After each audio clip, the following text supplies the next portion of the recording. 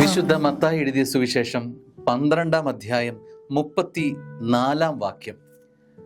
അണലി സന്തതികളെ, ദുഷ്ടരായിരിക്കെ നല്ല കാര്യങ്ങൾ പറയാൻ നിങ്ങൾക്ക് എങ്ങനെ സാധിക്കും? ഈ സുവിശേഷ ഭാഗത്തിൽ അണലി എന്ന് മനുഷ്യഗണത്തെ വിളിച്ചുകൊണ്ട് കർത്താവ് അതിനെ ശാസിച്ചു പറയുക, അണലി സന്തതികളെ, ദുഷ്ടരായിരിക്കെ നല്ല കാര്യങ്ങൾ പറയാൻ നിങ്ങൾക്ക് എങ്ങനെ കഴിയും?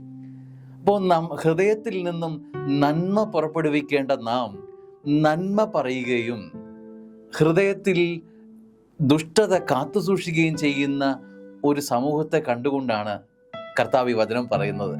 അണലിയുടെ പ്രത്യേകത നമുക്കറിയാം. അണലി നല്ല വിഷമുള്ള പാമ്പാണ്. അത് കടിച്ചാൽ അതിൻ്റെ വിഷം വളരെ വേഗം രക്തത്തിലേക്ക് പടരും. അത് പിടിച്ചു കഴിഞ്ഞാൽ പിന്നെ ജീവിച്ചിരിക്കുക അസാധ്യമാണ്. ഈ അണലി സന്തതികളെ, ഈ അണലിയെ സൂചിപ്പിച്ചുകൊണ്ടാണ് കർത്താവ് പറയുന്നത്, ഇതുപോലാണ് മനുഷ്യരെന്ന്. അണലി സന്തതികളെ, ഇങ്ങനെയുള്ളവരും നമുക്ക് ചുറ്റുമുണ്ടെന്ന് വചനം ഓർമ്മിപ്പിക്കുക. കർത്താവ് അത് പറയുമ്പോൾ അതിന് കൃത്യമായൊരു അർത്ഥം അതിനുണ്ട്.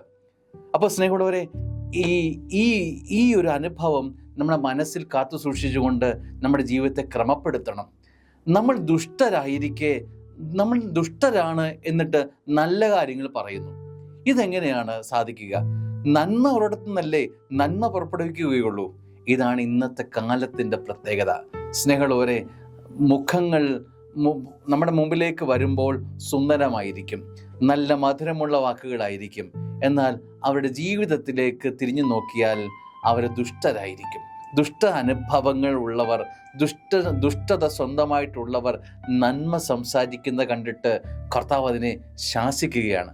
സ്നേഹമുള്ളവരെ, അപ്പോൾ നല്ലത് കേൾക്കുന്നത് കണ്ട് നമ്മൾ ഒരാളെ വിധി എഴുതരുത്, അകത്തേക്ക് ഉള്ളറകളിലേക്ക് പോകണം. നമ്മുടെ ജീവിതവും ഇതുപോലെയാണോ? നന്മ പറയുകയും ഉള്ളിൻ്റെ ഉള്ളിൽ തിന്മയുടെ സ്വാധീനങ്ങൾ ഏറെ ഉള്ളവരാണോ നാം?